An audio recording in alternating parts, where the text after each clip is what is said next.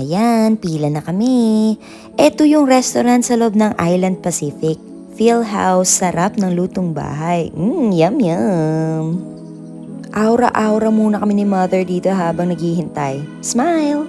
Ayan na si Kuya oh, ihaw-ihaw na siya. Siyempre merong isda. At meron silang pang barbecue. Ayan na, nagsisimula na si Kuya. Kami na next. Silipin na natin ang mga food. Meron silang pork barbecue, chicken barbecue, at syempre meron nga mga inihaw na isda. May tilapia, may pampano, may bangus, at meron yatang galunggong.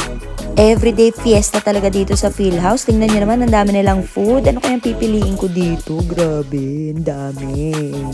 Sobrang dami, sasarap lahat. Uy, ayun, favorite ko, binagoongan. Ang sarap-sarap. Ano pa kaya? Tingnan ko nga. May kaldereta, may puset. Favorite ko rin.